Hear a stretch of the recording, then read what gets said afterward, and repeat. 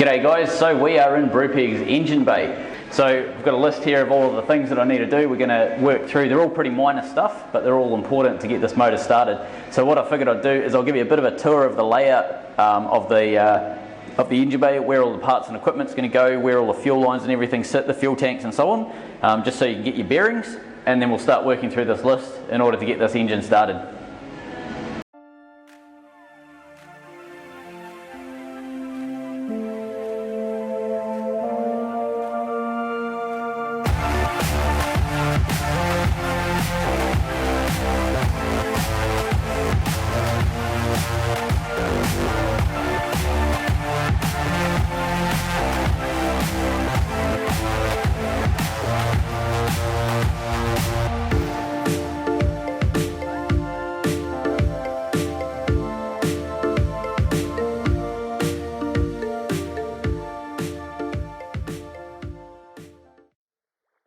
So when we come first into the engine bay, you've got your motor on the left, floorboards, etc.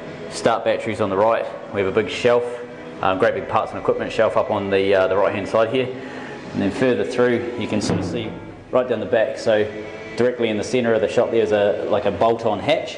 That's one of the fuel tanks at the back, so that one's about 3,000 litres I think. And then on the opposite side we've got the same sort of system, big bolt-on hatch, but that's a slightly bigger tank, it's about 3,500. The difference is you can see where the rudder post is in the centre here.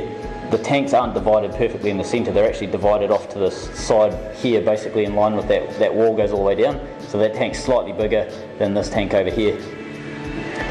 So working our way around, you can sort of see, come down a bit, so you can see some sort of grab rails in the middle of the roof there. We've also got a big old exhaust. So this is this exhaust is 5-inch, but we actually need to upgrade that to a 6-inch exhaust. But for now we're just going to run with this, see how the motor goes and performs, and then if we do decide to upgrade, we're going to upgrade to a stainless exhaust. This is just a mild steel exhaust. Back down in the centre here, so you can see the gearbox and the prop shaft. The original generator used to sit in here. You can sort of see the 4 mounts where it used to sit.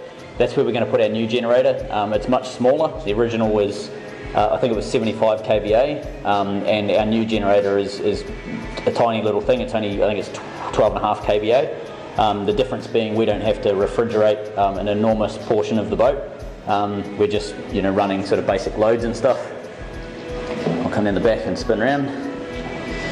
So looking forward, so I'm down the back end of the engine bay now, and then looking forward you've got this tank here, that's a hydraulic oil tank. So you look at these lines that aren't quite painted yet, but these lines here are all hydraulic lines. They do the steering. So 4 of them go forward, 2 of them go to the back of the boat, etc. And then they come through. This gadget you can see here is our Autopilot. So that converts electric signals into hydraulic signals, because the steering's all hydraulic. And then basically all of the oil dumps back into this 60-litre tank here. And then we've got big pipes that feed across the engine around the side here, and they go into this hydraulic steering pump down the bottom here. So all of this is brand new. We replaced every part of the steering probably 2 years ago now. We haven't actually used any of it, but it's all basically brand new, sitting there ready to go. Alright,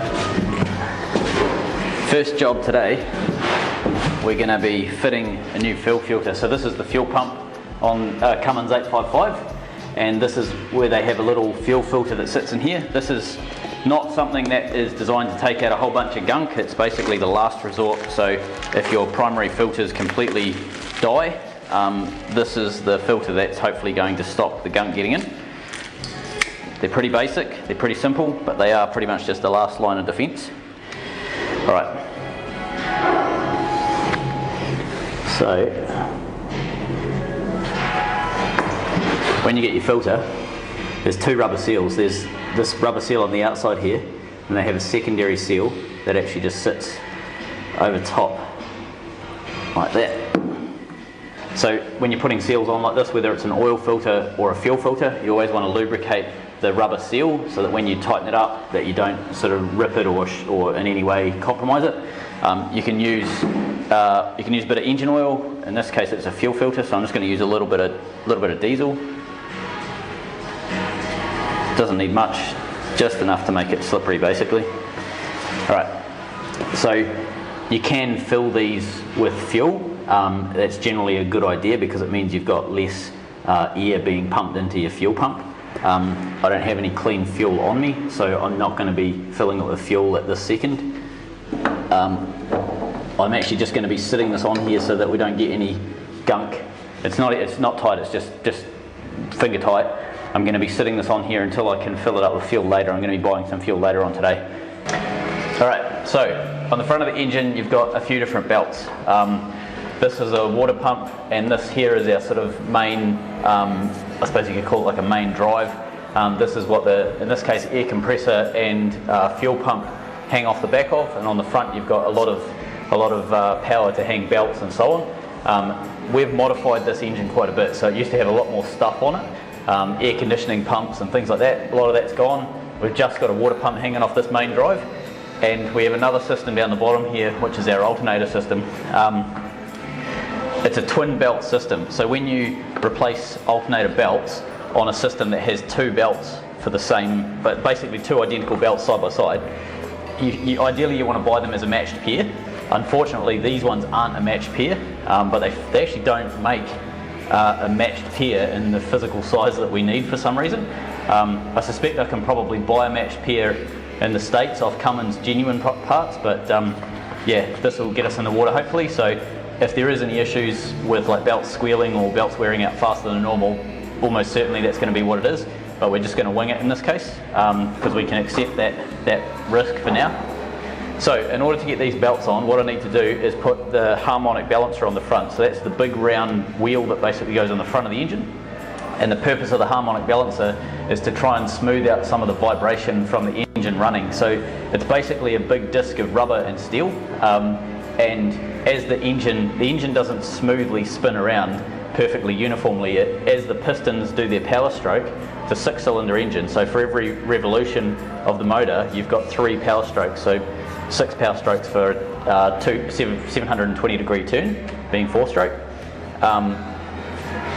And the job of the harmonic balancer with the rubber and the heavy metal wheels and stuff that are in it is basically to smooth out that uneven power distribution, if that makes sense.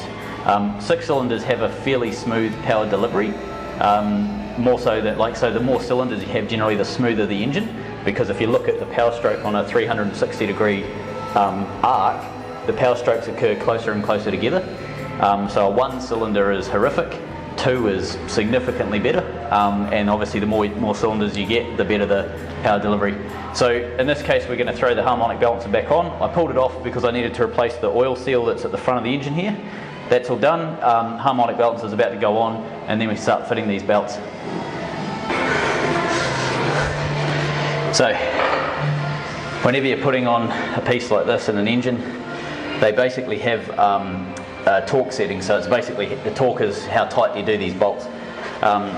What you want to do is give the threads of the bolt, it's a bit hard to see in this light, but you want to give the threads of this bolt a buff on a wire wheel. So if you've got a bench grinder that has a wire wheel, just go through and buff the threads, and that gets any gunk out of them. And then you want to oil the threads.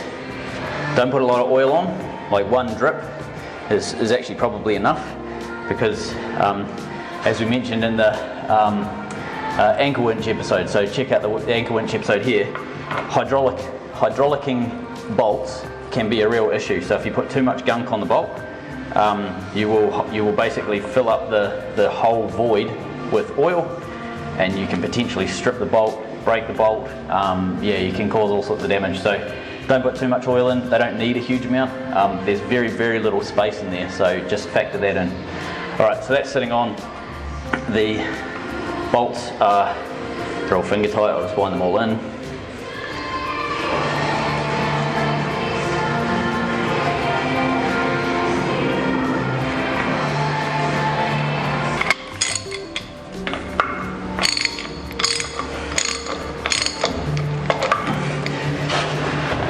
So as with all flanges and bolts and things, like anything that's got multiple bolts on it with an engine, you don't want to do up one fully tight and then basically go around and do the rest. You want to do up, say, one and then the opposite one evenly, and that pulls the face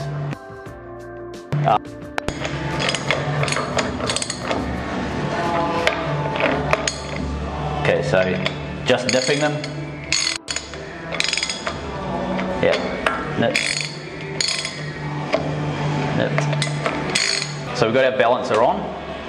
With a twin belt system, obviously you need to put both belts on, and you put the rear belt on first, because otherwise you'll never get the front belt on.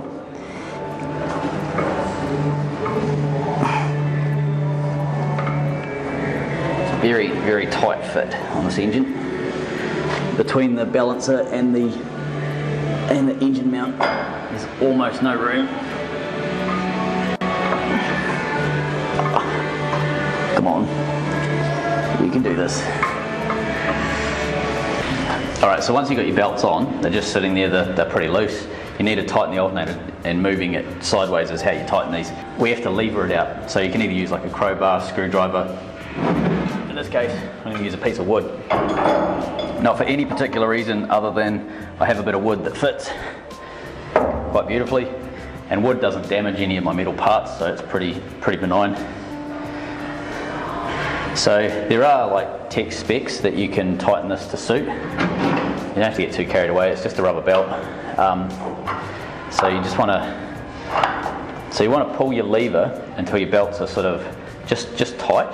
Actually that one, not at all happy with that one. Alright, I think we're going to have some issues with these belts being a non-matched pair. One of them's garbage and one of them seems quite tight. So we're going to have to revisit this later, but for now we want this engine started. So this big chunky thing here is Brubaker's gearbox. So it acts basically like a big hydraulic pump. So the engine creates hydraulic pressure at the front end of the gearbox, and it binds up certain parts inside the gearbox and creates a drive out the back end of the gearbox. It also has a reduction ratio, so in this case it has a 4-to-1 reduction. So for every 4 turns that the engine does, the propeller will do 1 turn. So what that means is Brupeg's usable rev range is about 1000 RPM. So it idles at about 600 RPM and it maxes out at about 1800 RPM. So you physically can't get the motor to spin any faster than that safely. When we're cruising, we'll probably be sitting around 13 to 1400 RPM, so roughly halfway up that RPM range. The difference being is if we have it sitting at 1800 revs, we'll use 63 litres an hour.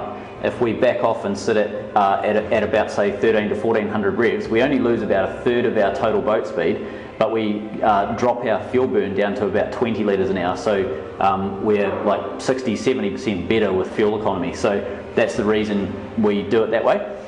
The reason this has a reduction gearbox setup is Brupeg has a really big propeller on it, and it's done like that for efficiency reasons. So the bigger the propeller and the slower spinning that propeller is, the more efficient it will be compared to, say, a small propeller spinning really fast. With the reduction gearbox, it's a 4-to-1 reduction, so at 1800 RPM, so absolutely flat out on the motor, the propeller is only turning at 450 RPM. That's the maximum that we can spin before we start getting cavitation and other problems with this propeller. If the prop was bigger, the reduction in here would be bigger, so it would be say a 5-to-1 ratio or whatever it may be. But at the moment everything's sized perfectly for the original propeller on Brupeg.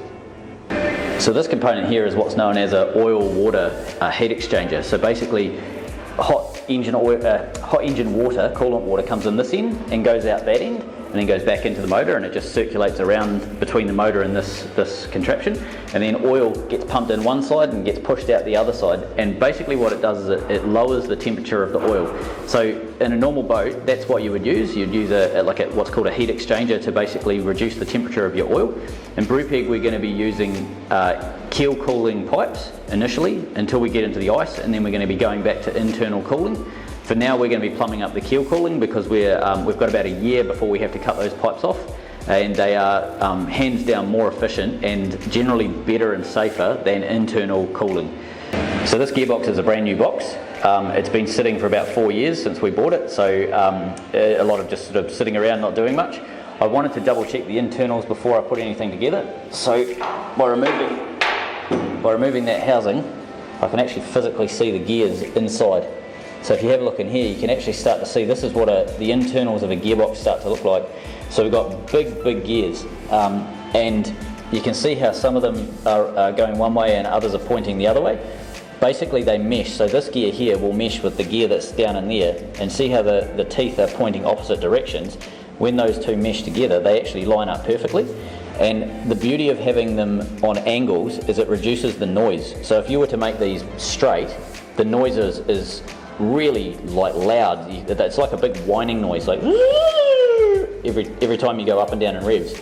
By putting them on an angle, the gears slide together and the noise gets reduced significantly.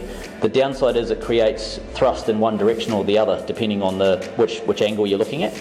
You can solve that. This is like a medium cost way of solving it. So cheap gearboxes will have straight cuts.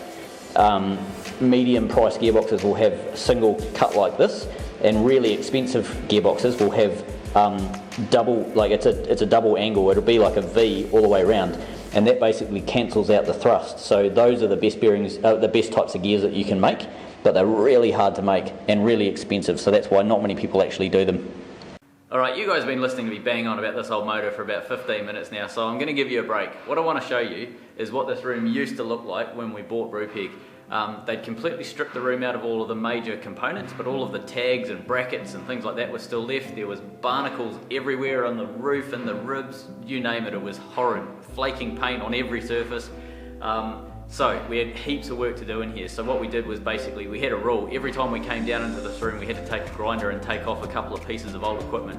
So it took us 2 years to go through, just periodically go through and basically rip out all the old tags, all the hydraulic mounts, the electrical boxes, just conduits, cable trays, just there was so much stuff that had to come out of here. We replaced a big panel of steel just behind me on the floor here from electrolysis, and then the same on the other side of the engine. There was 3 panels over there that we had to replace.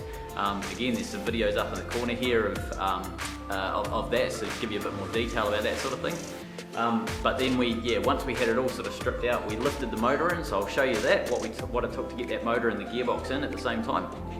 And then about a year after we did that, we had to stagger it for cost, but a year after we did that, we actually sandblasted this entire room out and then painted it. So that allowed us to basically have what we have today is essentially a lovely, shiny, brand new, white painted room.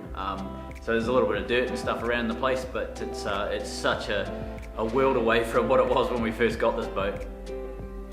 Alright, so what I'm going to do,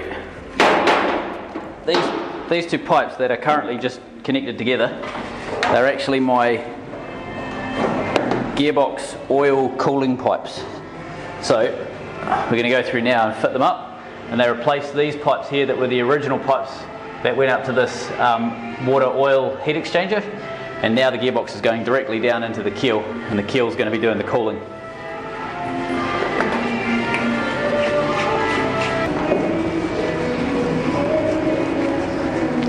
So with hydraulic piping like this, you don't need to put thread tape or anything like that in, sealant of any sort of sort, because the pipes themselves are designed to be interference fit, and they have little angles on all the fittings that are 37-degree angles, and they're designed to mate absolutely perfectly, and the physical pressure of clamping them up tight is what stops the oil from coming out.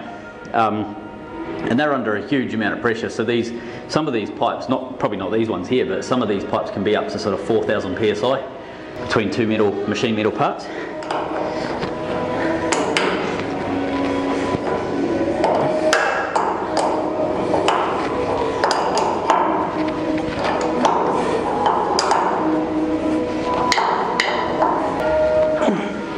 Alright, they're tight. So let's clean that off and let's get that sealed up. Okay, so we've got our hydraulic lines all plumbed up, our oil lines plumbed up. Part of the reason why I wanted to show you this cover off is because this is actually where I'm going to be putting the oil into, just because it's so much easier when you're dealing with big volumes. There's a little filler over here which is fine, but I've got a great big hole here, so that's going to be my thing for today, and then I'll patch that all back up and put the lid back on. And on this side of the gearbox over here is a little dipstick, so just like what you'd have in a car, just with a high and a low level. In this particular instance, I'm going to put oil in the gearbox, and I know within a matter of seconds it's going to be back down to being low, so I'm actually going to overfill it slightly, because I know it's going to pump it through these pipes and then dump it back in here. So this gearbox, I don't know, hypothetically, let's say it takes 15 litres of oil, there's probably another 8 or 9 litres in these pipes just for argument's sake, so I have to factor that in. Alright, so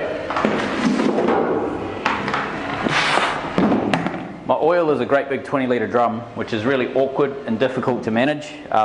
So there's a trick that I use when I'm filling the oil up in the boat, is go and get a $1 bucket, tip in like 5 or 6 litres, and it just makes it really manageable. I can deal with that really easily then. I can control it, I don't spill it, all that sort of stuff. I've got a nice big wide spout to pour it into. You could get like an oil can or whatever, that's fine. The issue with that is that then you've got to store a grubby oil can, so I basically just buy a $1 bucket and do all of the oils that I need to, and then just throw that away.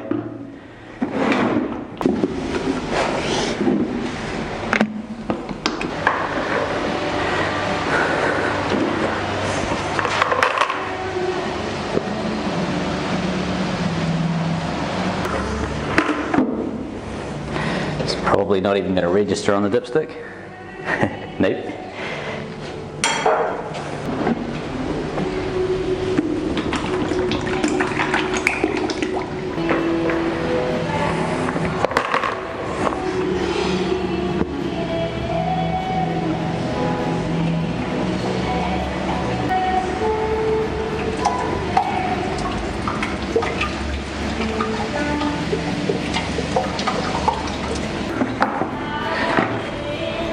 Okay, so that's our gearbox full of oil for now. So let's get this lid on. So we're going to seal this up. This surface already has a gasket on it. The gasket is in great condition because I've literally just lifted the lid off a brand new gasket, so they haven't used a sealant on this. So in this case I'm going to use a sealant, mainly because I don't know how well that gasket will seal once I've sort of broken its original bond. So in this case I'm using basically an orange RTV gunk. Doesn't really matter what colour you use, so long as it's sort of rated for the job you're trying to do.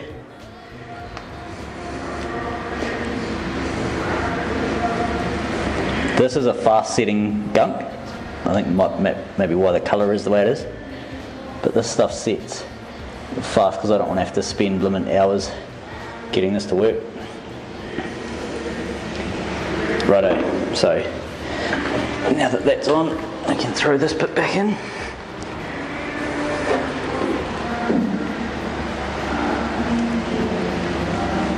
Okay.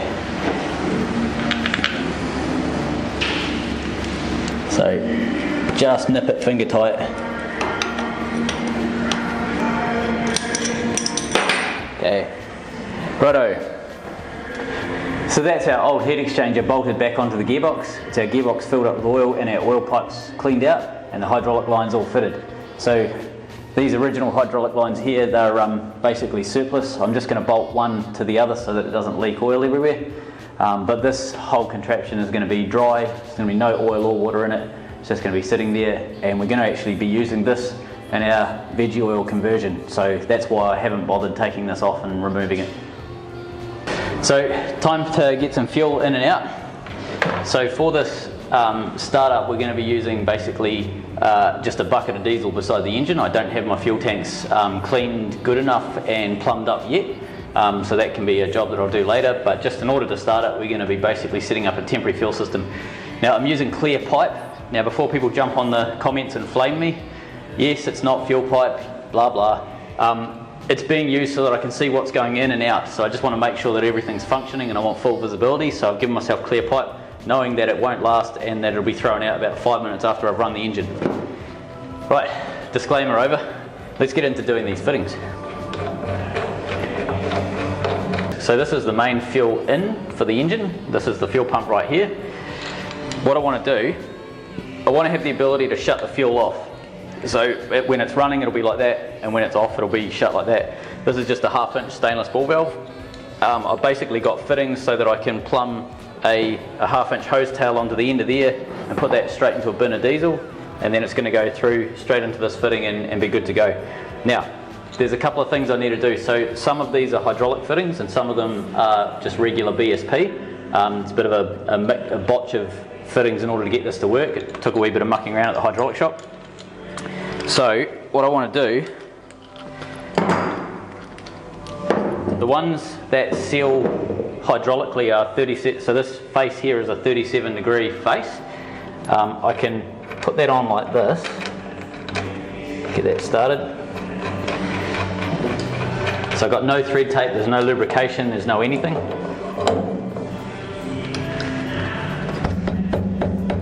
So nice and tight, that won't leak. So the two 37-degree faces basically butt up against each other and form a mechanical seal. When you're using BSP, which is what like most of your ball valves and things are, it doesn't have the same sealing capability. It's basically two threads that have a V on them like that. So it gets progressively, it's tapered, it gets progressively smaller and smaller. When that's the case, you have to actually use thread tape or it will leak. So that's why some of these joints will have thread tape and some of them won't.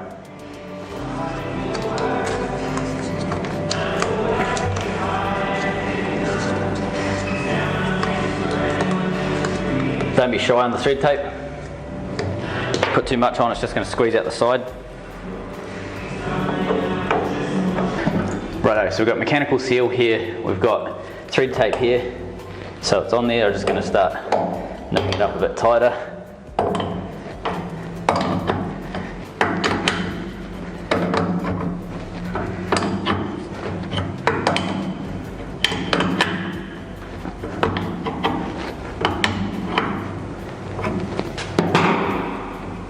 Cool, that's nice and clear. Alright, throw a bit of tape on this one. So from this point forward it's all BSP fittings, so tapered fittings. So thread tape everywhere pretty much.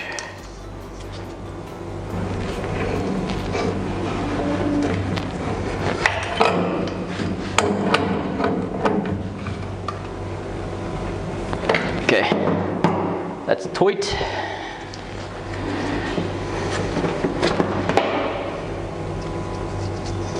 Cool, so that's our inlet done for now. Now let's do our outlet. So the fuel basically comes up here. Just realised I bloody plumbed it in a way that I can't turn the fuel on. Dickhead. I need to spin it around. I'm gonna have to spin it around.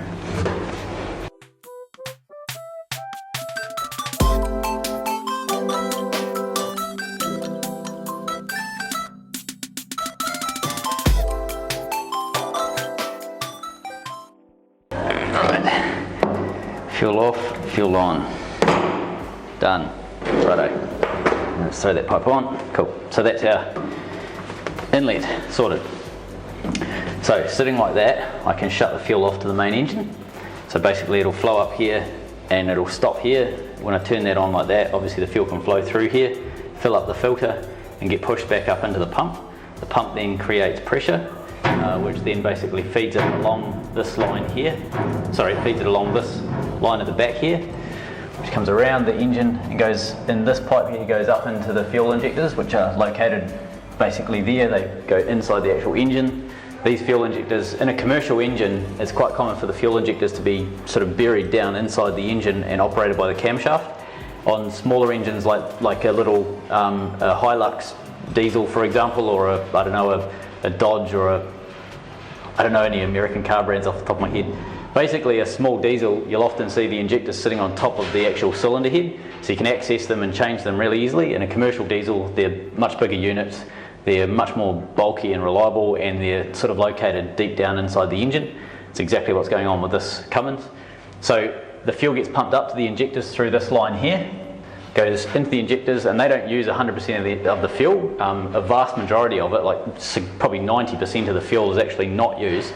It's actually used to cool the injectors. So it cycles around the injector and then comes back out this line here, which is a return line. And it basically can either go back through here and off to the tank, or it can come down along this line and back into the fuel filter, so it does like a cycle. So if it's ever running low on fuel, it'll grab it from the return line first before it dumps any back into the tank. So in this case I just need to make a line that's going to deal with any excess that comes out of that. So pretty simple little gadget that I've made. Basically it's a hydraulic fitting, because that's what these fuel fittings use. So we can crank that onto here like so. I remember now. This was a pig of a thing to get on. Alright, see how good I am. No.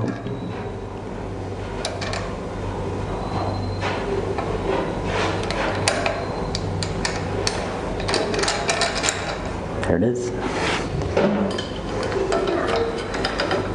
Okay, so again, don't need thread tape because it's hydraulic fitting, so we can nip that up.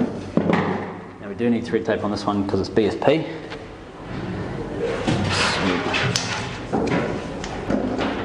And then we'll just nip this. This is just a brass, so I can pull it off and show you. You can sort of see it through there. It's just a brass hose tail basically.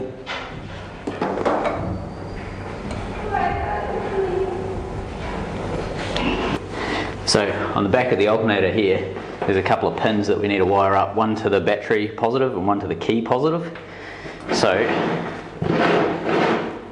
normally 12 volt positive, I try and use obviously red for positive, black for negative, but because I have two wires basically going from two pins across the other side of the thing, the other side of the engine room, I want to make sure I know which one's which, so I'm actually going to use black and red. So that's what I'm doing.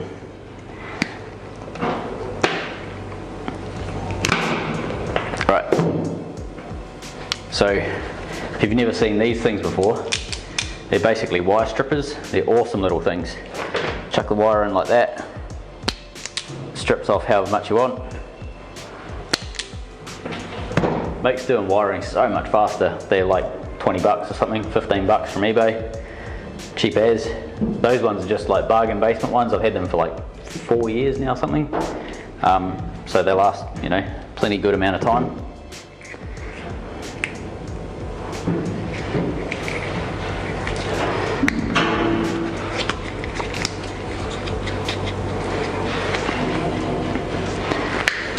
So this is heat shrink. So this is heat shrink. So there's two types of heat shrink that I'm aware of. Richard actually showed me this. So this is, the stuff I've got is just like normal stuff that you'd find in an automotive shop or whatever. It has a 2:1 ratio, so it'll shrink down to half its size. And it's not hugely waterproof. It's not like the best, it's not a great product. But it does the job for a vast amount of, you know, tasks that you're trying to do. However, you can get one that's resin infused, and it's a way better product. So it has a 3:1 shrink ratio, so it'll shrink down harder onto your work. And because it's resin infused, it basically completely encapsulates the joint, so no water can get in there. But we don't have that, so we're using this one. I have some, but it's the wrong size. Alright, one good crimp, and then we slide our heat shrink over there. Now this heat shrink is not going to shrink down far enough to fully do the job, but it's absolutely better than not having anything on there whatsoever.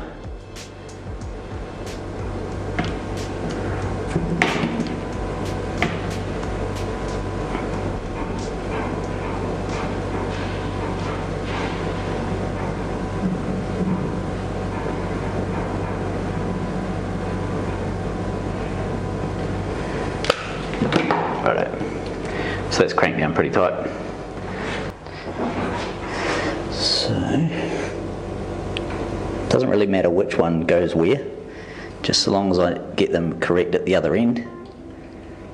So for now, we are just going to plug them in any old way.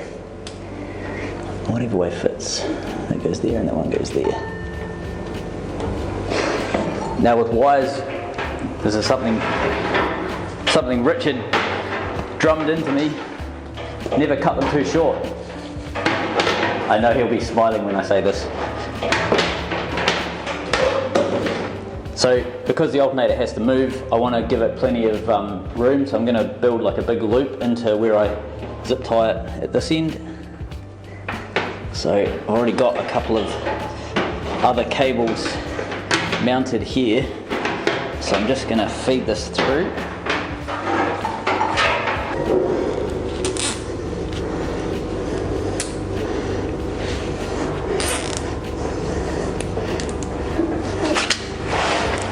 So I've got some really big cables off this alternator. So these cables are actually capable of handling 300 amps intermittently and 200 continuous at 12 volt.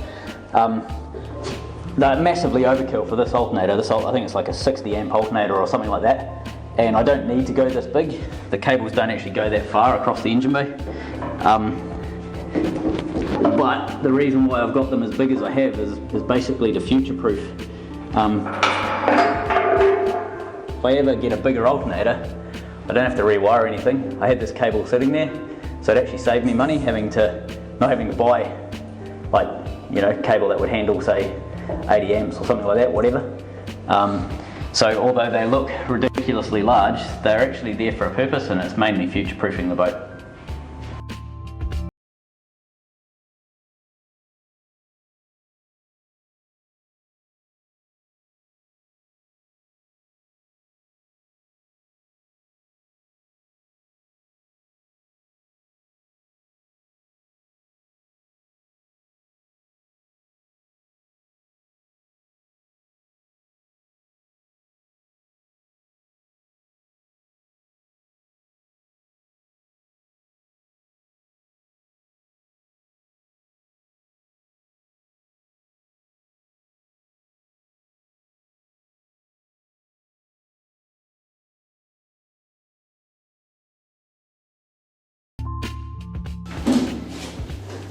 Hello.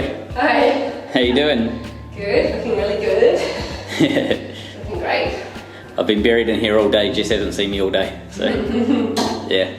Assuming good things are happening. Yeah, we're getting there. I'm a bit confused at the moment, but yeah, we're getting there. Yeah, that's great. So you think you might start it tomorrow? I reckon we'll have the motor started, yeah, maybe tomorrow. Alright, so where are we up to? Basically, we have got all of the liquids in the engine, so the oil and the fuel systems and stuff sorted so that we can start it. The hydraulics are done for the steering pump, and the gearbox oil is taken care of. The shaft has been greased, so we've able to spin the shaft and not cause any damage there. The issue that we're basically stuck on is electrics. So the batteries, so there's a few compounding issues. So the batteries are not strong enough. The two that we have, combined we have 12 volts, 1200 CCA, so 1200 cold cranking amps. The batteries are each delivering 790, when we test them, they're each delivering 790 cranking amps each. However, I'm not convinced that they're very good batteries. Basically, when we charge them, if we leave them on charge overnight, they won't get past 13 volts, so they're not holding enough charge. They should be getting well up to like 14 plus, so 14.4 is sort of the upper of where it should be, and then when they drop back down, lead acid should be sitting around 13.2. These things don't, they get to about 12.9. I haven't seen them go past, I don't even think I've seen them go to 13. And then particularly when we start cranking, they're going down to like mid 8s. So that's a horrific number for a 12 volt, brand new 12 volt lead acid battery. So I don't think the batteries are any good. So that's the first thing that we're going to deal with. We've got them sitting in with a warranty claim right now to see if we can either replace them with more of the same, if the ones that we've got are duds, or we're going to upgrade them and get basically a bigger, better, stronger battery. We did have an N200, which is a big 12 volt, 200 amp hour, like a truck or a boat cranking battery. We replaced that and went with two smaller batteries of the same sort of capacity because the N200s are just so unbelievably hard to move around the boat. They're 70 odd kg, so they're just a real hassle to move. So we went with two smallers to make life easier, but we think that that's probably not a great move. The second thing is wiring. So we've got a couple of little things we have to fix. We have to add a diode into the alternator circuit, a one-way diode, and we also have to add a relay into our starter circuit. So we were doing essentially the job of a relay with manual switching over the back here. That's not really working out the way that we had planned. So we've got a 500 amp relay that we're going to add in there. And finally, we need to upgrade our cables. So the cables that we built the system with, after doing some digging, doing some testing and doing some research, they are capable of a max of 210 amps, but continuous at 175, which is rubbish. When I bought them, I thought that they were capable. I was told that they were capable of much higher than that, and then they arrived and they looked small, and I thought, oh, that didn't sound about right. And yeah, as I suspected, turns out when we start load testing them, they're not capable of decent amount of grunt going through them. So we're going to be getting some pretty chunky starter cables to get this starter going. And then I think that's just about us. So next episode is going to be basically getting this motor started. It'll be the last little bits and pieces needed, so fixing of the batteries, the electrical system, the alternator wiring, and then a few sort of changes in terms of how we've set out our schematic for the wiring and so on. But it's all pretty minor stuff, but this episode has taught us a huge amount about what we actually need to do to get this motor started. So thanks for watching, and it's been really fun having you guys along.